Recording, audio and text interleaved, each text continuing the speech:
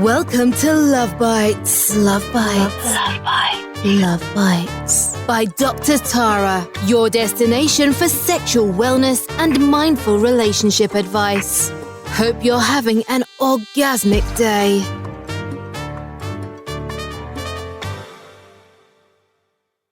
Want to stay harder longer?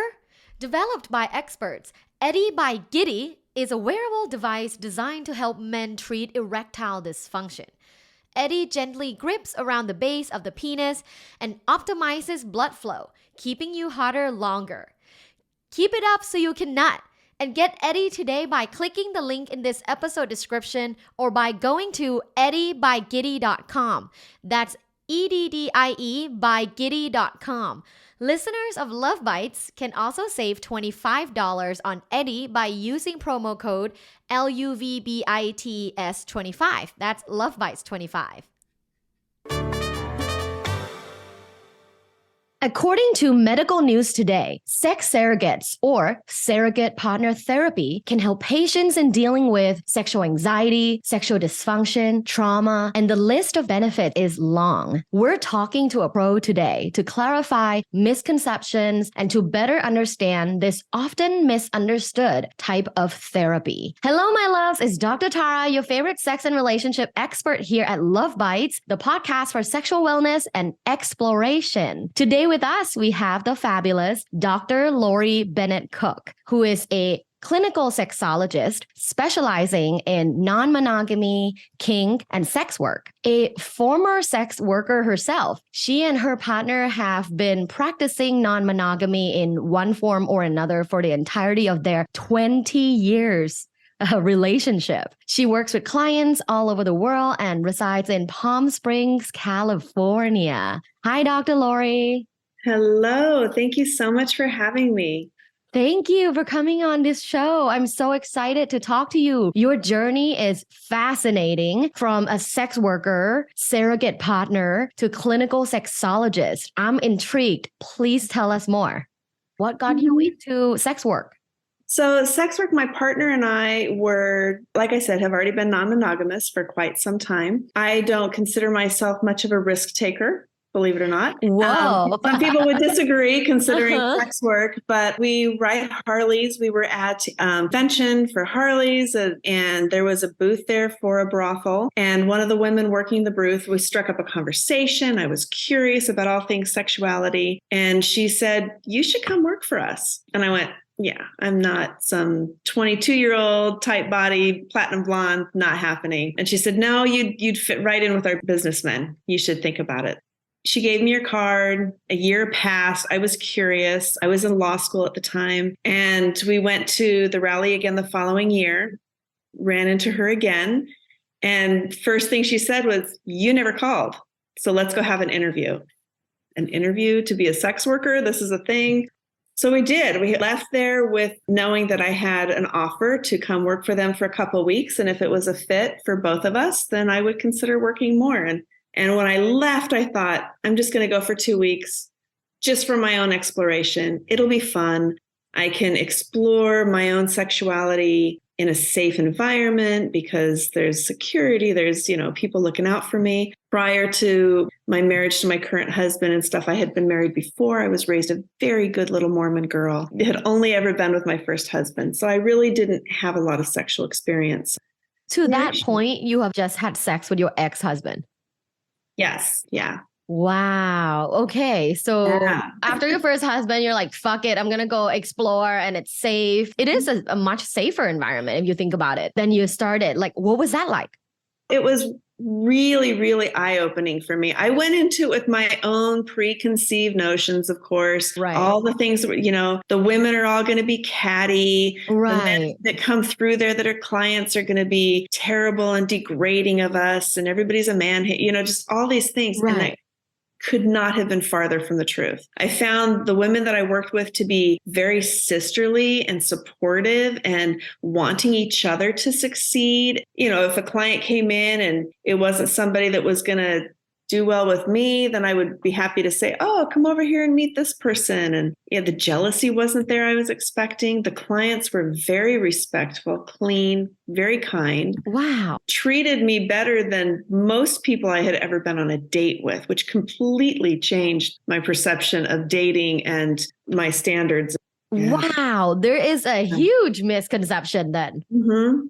When people think men that go to brothels are like dirty, usually like, dirty, nasty alpha rude. men. Rude, alpha men, degrading. Narcissistic. Yeah. Was not my experience. I found it, many of the clients that came through were looking for an experience for themselves, whether that be a sexual experience, a fantasy they wanted played out, someone to talk to, some holding, some cuddling, just sit in a hot tub with a glass of wine, whatever it was, they were there for themselves, but they were also very intentional. And I think that a lot of the reason is what we can learn just in the dating world and just in the being with a partner world in general is that all the interactions started off with a negotiation.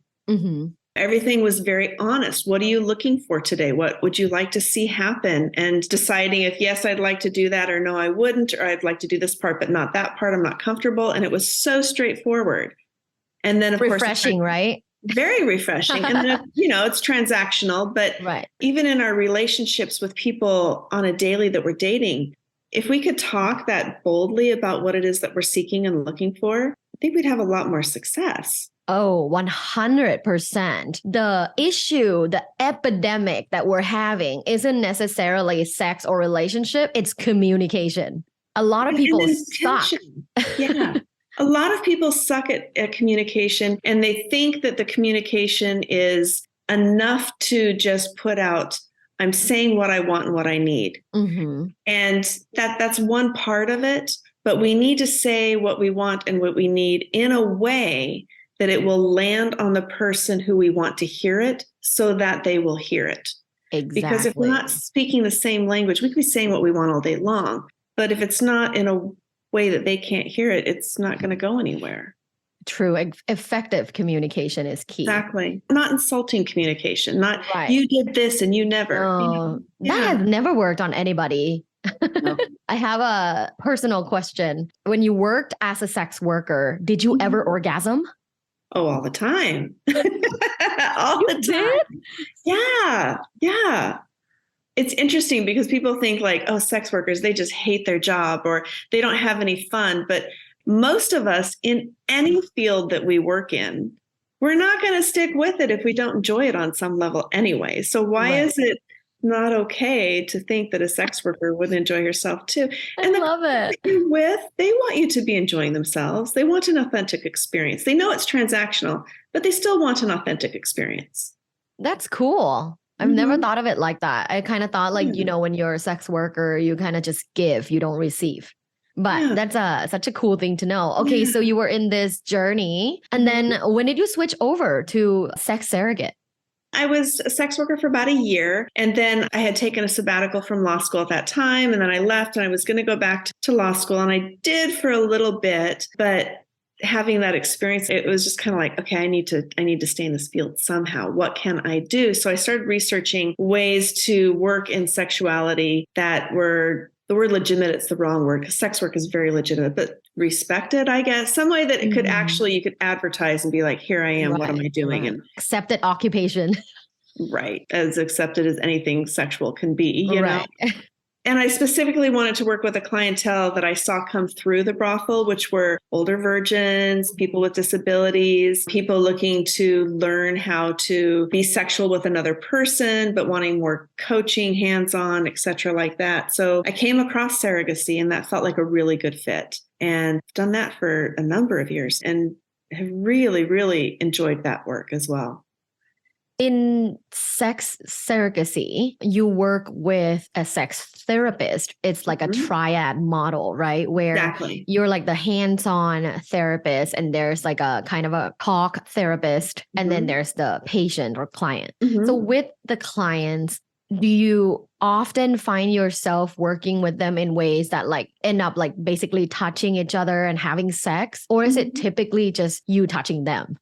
We both touch each other. And the reason for that And if you think about it, sex, like many things we do physically, is tactile. We learn by doing. Yeah. And, you have somebody who's just, for example, 50 years old, never even held hands with another person. And it doesn't do them any favors to say, oh, go on OkCupid and just meet somebody and then just go practice with someone and put that other person up. Now they're a trainer. Like it's not really kind to do to somebody and set them up like that. So yeah, teaching how to hold hands, eye gazing, learning to talk, looking at another person and not shying away from that.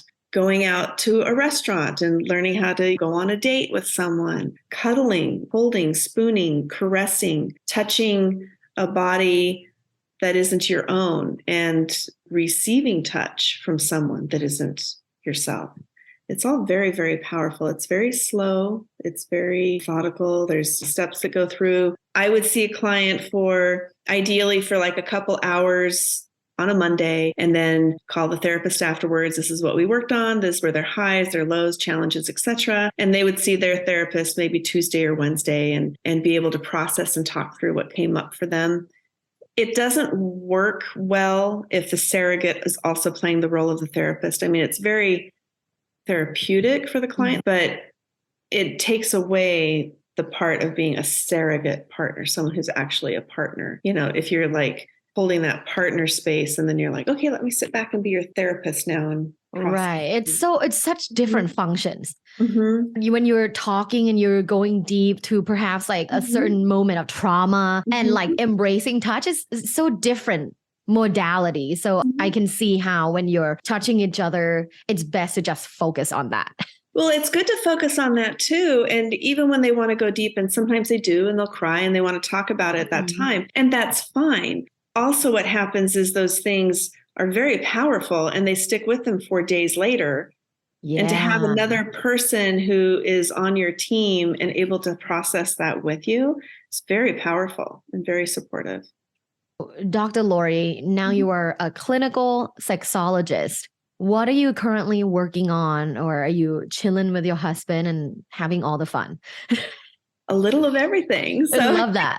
A little of everything. I don't currently have any surrogate clients. I'm very particular about who I take on at this time. So I have a couple that I'm considering right now. But other than that, since COVID, it really stopped for quite a bit, as you can imagine. And so most of my clientele are couples or singles or triads that are navigating non-monogamy in some way. I really, really enjoy coaching those who are exploring swinging, polyamory, BDSM, and kink.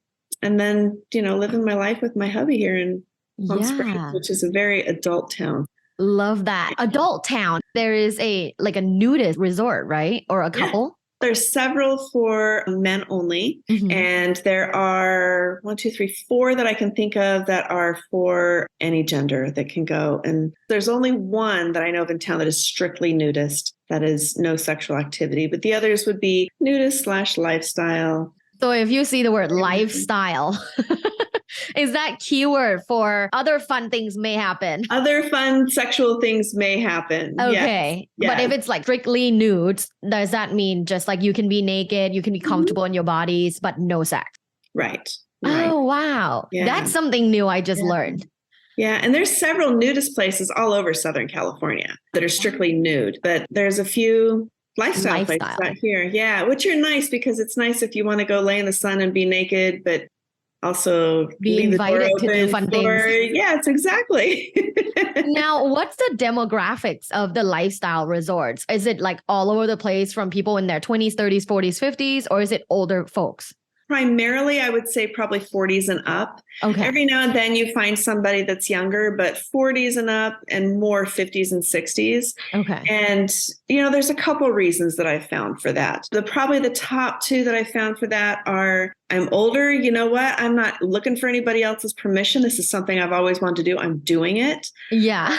Or, you know what? I'm going to give my chance time to explore. I've always been too scared to do these things, and now I'm going to try. And you can afford to go do the things better now because you're making a better living as you get older, and you're not so busy with school, etc. And you're not so busy raising kids anymore. So there's a lot more freedom that enters your life in general as we get older. So it's kind of freedom on all fronts. That's so true. Like a lot of things facilitate like that type of lifestyle. Interesting. When you were a surrogate, I guess you are still, but you're a lot more like passive these days, kind of selecting new clients. Okay, back when you were really busy as sex surrogate, what were the most memorable situations during back then? The most powerful moments are the ones that so many of us just take for granted all the time, that we don't recognize as the privilege of touch that many of us have in our life. There was one man I was working with, and it was chilly, and we were laying on the bed, and we had done an exercise where we take turns caressing each other's bodies for just a certain area for a certain amount of time. And we laid down and we were going to have a spooning exercise. We were just like going to stay and just hold each other for a little bit and take turns. And it was cold. And I just said, I didn't even think about asking first because I was just cold. And when you're cold, you grab a blanket, right? So I was cold. So I grabbed a blanket and just put it over the top of us. And he just immediately got rigid and then softened and started crying. Oh. And, stopped. And okay, what just happened? He was late 40s, said, in my entire life, I don't ever remember being under a blanket with somebody and being held this way.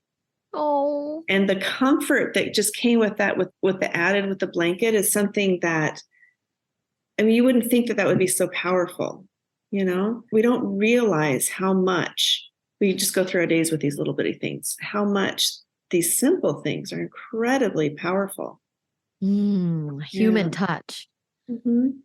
Wow. Yeah, and just being held in that space. Yeah. I absolutely love that story. Were there ones that were kind of like funny or? Oh yeah, because you have like bodily function things. And... Yeah. Like what happened? Walk us through one of them. Is it like someone pooped during a session? No, but I can remember just like, even for myself, I was working with this person, and bless his heart, he was so sweet. And he was trying to give me a massage, and he went to straddle my back, straddle over my bottom while he was going to massage my shoulders and such.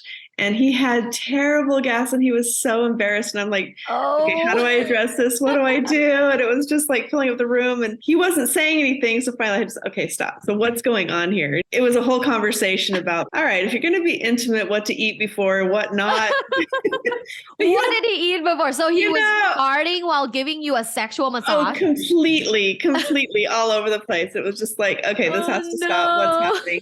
It was just one of those things that we don't think about, again, that sometimes require conversation. Like, people just don't know. Most of us don't know until we're like, oh, I know that food gives me gas. I probably shouldn't do that if I'm going to be sexual with somebody. Oh my God. But if you've never been naked with another person or sexual in any way, it might not be something that you even think about. That's something that comes like in the surrogacy that you don't realize. It's like, okay, this is something to have a conversation about. Hygiene is something we have to talk about. People will do, a really big job making sure their face is good and their deodorant, but it's like, okay, your genitals, how do you take care of that too? Because sex involves genitals usually. So let's make sure that those are clean as well. And how are you navigating that? Yeah, you're a teacher. Yeah. Have you had anal sex with a surrogate client? I haven't with surrogate client, no. Is it mainly either like P&V penetrative sex or just like touching and spooning? When it happens, it's penetrative, penis and vagina, but most people don't realize it doesn't always lead to that. Like many times on the table, it could become that. But I have found most clients, by the time they get to that point, they're feeling pretty comfortable. They're wanting to start trying dating. And while we do develop feelings with each other, because that's part of the process too, many times they want to save that for, I don't want to say I'm not special, but someone more special, somebody that's for them. Wow, that's so interesting, because you think you go to a sex surrogate, you would want to practice your thrusts or something. A lot of times they do, but I find that those that come to see me that are virgins, don't always want to go there because they want to save that for somebody else. And then they can continue with that process with their therapist and what that looks like dating, etc. But those that have struggled with maybe coming too quickly or not being able to come, which is all subjective, but for themselves, they come too quickly or it takes them too long, or they're not sure how to navigate their own body, or they really want like coaching in that. And what do you mean by feelings for each other? Part of the process as a surrogate client, and especially if they've never had a relationship with another person, and now you're with myself or another surrogate, it is very intimate. It is very personal, and you're sharing things that you haven't ever shared before. And it's pretty impossible to not develop feelings. And we as humans, it's easy for us to really develop love feelings for somebody that we feel cares so much about us and for us. That does happen, and it's fine. And that's part of the reason the therapist is there, because they can help make sure that it stays within the confines of that relationship. And then when the surrogacy ends, then the therapist is able to help them come out of that as well. Safe to say you had to break some hearts? I guess, but They fell in love with you? I don't see it that way, because I think they fall in love with what I'm bringing to the room. Yeah. Because they don't really know me, and people will ask me like that, oh, do you fall in love with your patients or your clients? And do they fall in love with you? And it's like, in that moment, I can feel real love for that person. I really can. But they don't know me. Most of them won't know, unless they've heard me speak somewhere, that I'm married. They don't know about the life I have outside there. They don't know what I'm having for dinner that night, what my birthday is, what my favorite toppings are on pizza. Like, you just don't know each other. Right. What they know is how I make them feel when we are in that space. And hopefully how I make them feel is like their best self, so that they can take whatever we've done together and go out in the world and do great things going them forward. And have that with another human being. Yeah. And if I do my job right, I work my way out of working with them. So one can argue that anyone can benefit from this type of therapy, like sex surrogacy. What do you think? Who would you recommend for this type of therapy? I do think that probably most people can benefit from surrogacy on some level. It doesn't have to necessarily be with a professional. And most people do have the experiences, whether it's in their teenage years with friends and exploration and college, etc., before you finally settle down and, all right, now I know what works for me sexually and I'm doing my thing. Like, you have all these different experiences. And then there's people that haven't had any experiences whatsoever. And those would be people, like I said, maybe I'm the first person whose hand they've even held. Like, they haven't had any experiences, and it can be very scary. It can take so much bravery to be an adult and knowing I need to go see a professional to help me learn how to touch and be intimate with another person. There can be a lot of grieving that takes place at that point too, that like, what's wrong with me that I had to do this? I've waited so long, a lot of different things that can come up for a person in that place. But other people as well. I've worked with people that either have disabilities, whether they're chronic or acute. Maybe sexuality was working for them one way and they had an accident, and now they have to realize, like, how do I make my body work this way? Or maybe they've had gender affirming surgeries and they have genitalia that they're like, okay, I'm getting to know this now. How does this work right for me and with another partner? There's so many different things. I've worked also with different couples that, for whatever reason, the couples that I've worked with just aren't jiving right, whether that's that they had no sexual experience whatsoever prior to meeting each other, and now all of a sudden you're married and you're supposed to just get it and know, to just not making it work. Do you work with long-term married couples that don't have great sex? I have, yeah. One of those things, the communication things. And sometimes it's, oh, I wish he would touch me lighter this way or something. And you need somebody to actually show him, like, okay, see, when we touch like this, now you practice touch like that. And can you see how her body's reacting? And really be in that space, like moment by moment, rather than just so focused, like, I got to please her. Do wives send their husbands to like train with you? That has happened a couple times, but usually that will very quickly go into like, okay, the wife in the room, and practice on her. And I'm here to show you how to do that, so that I can back out of the room and be like, all right, having fun. And usually during all these sessions, everyone's naked. Yep. I feel like it's such an important thing if you've not had any kind of sexual interaction or romantic interaction to like even be naked in front of someone can probably be scary, right? Can be incredibly scary. It's actually more scary, I find, for people to be naked in front of someone without sexual activity Right. than with, because with sexual activity, It's awkward. hide behind it. We're frenzied. We're like, oh, I'm about you, and I can envelop Yeah. your arms and hide. Naked is like, And I'm just standing here. And yeah.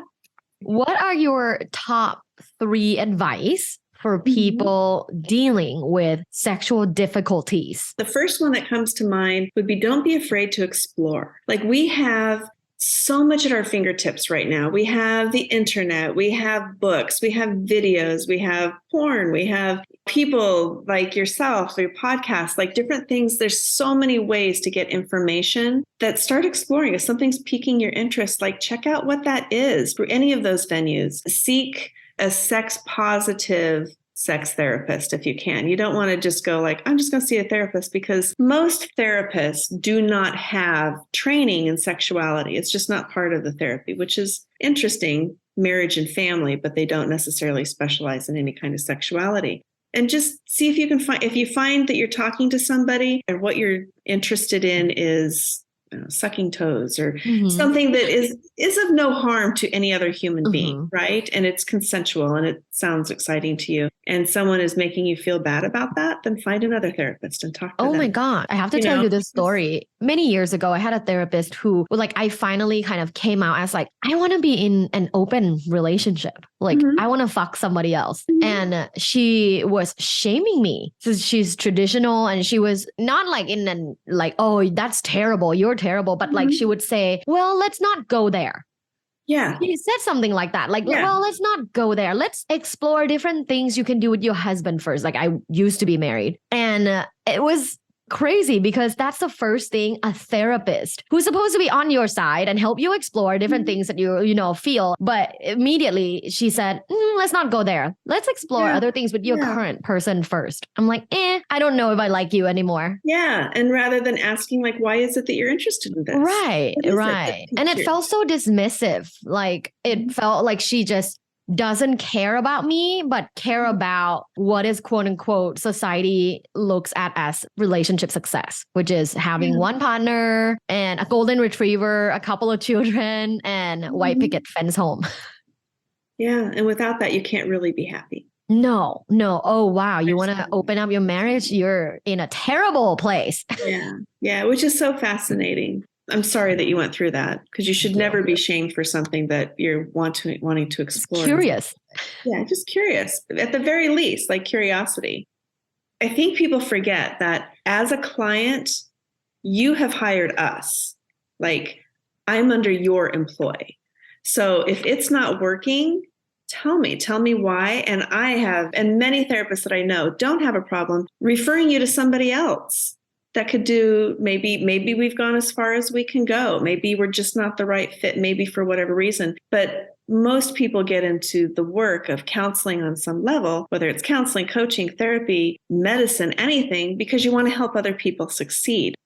So an exciting question is, are you in any way accepting of new applications if clients are interested, if people listening are interested? Yeah, if somebody is interested, send me an email. And I like to do a consult first, kind of take the temperature to even see if we're a good fit for each other. Because I might not be what they're looking for. They might not be somebody that I feel I could get to where they want to be either. You're a kink informed practitioner, and you've been in a non-monogamous relationship for now like 20 years. What are your tips for people trying out non-monogamy for the first time?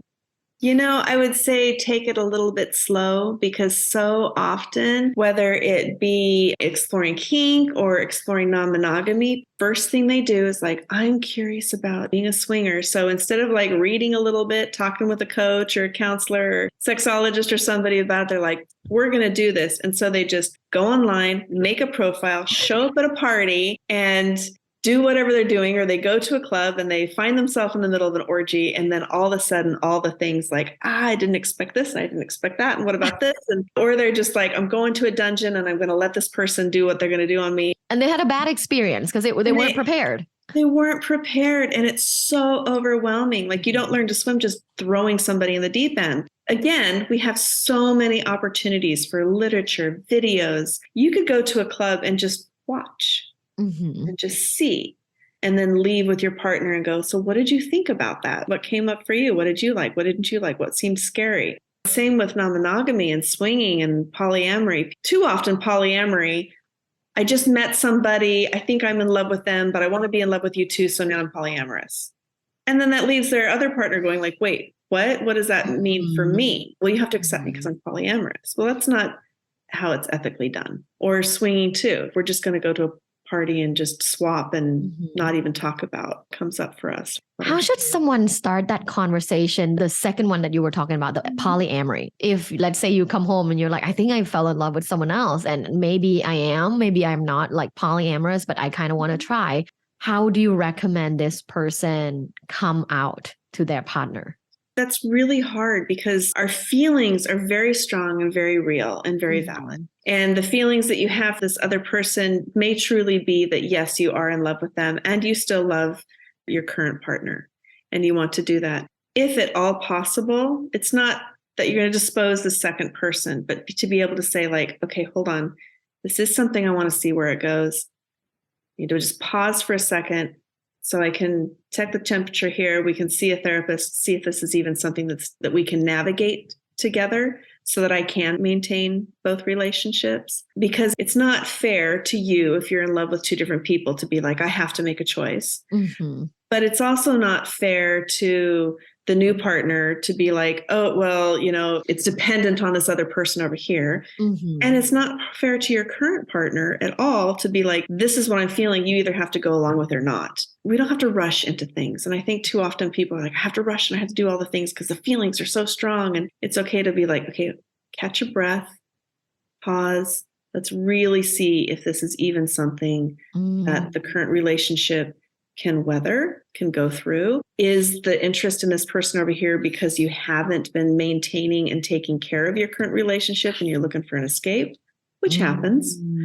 Is it really that this is solid, that, you know, this relationship does feed your needs and everything, and this other is in addition to that, which is the healthiest? But if you're finding yourself in a comparison state, well, I'm really interested in this person because this person doesn't anymore. And I'm over here because I feel because this isn't anymore. Then that's a whole other issue. Yeah. Then maybe get a divorce. Or is even that what's necessary? Maybe it's all okay, but maybe there's just a couple things that need tweaking. Like what is the other current partner even thinking and feeling right now? Seek out sex positive sex coach or therapist to help navigate this conversation. And maybe there's some kind of step-by-step consideration for all of this. You don't have to do it alone. And with the help of a professional, it could be a lot easier and less confusing and less scary. Yeah. Somebody that comes in that's more objective, because you don't want your therapist, you know, it's like, oh, taking sides. Like the client is the relationship, whether that's a relationship with all three people or these people here or that, and what's healthy. Beautiful ending. Well, I have a game that I want to play with you. Okay. And it's called 10 Quickies with Dr. Tara. All right. I'm going to give you a word and I just want you to give a response. It can be one word or one sentence. Are you ready? I think so. Anything at all. Anything all goes. right. All right. Number one, threesomes. Yes. Number two, lesbian porn. Yes. Number three, deep throat. Gagging. Number four, pegging. Very much unexpected how much I enjoy doing that. Ooh. Yes. Number five, open marriage. Definitely. Number six, exhibitionism. Depends on the audience. Number seven, gangbang.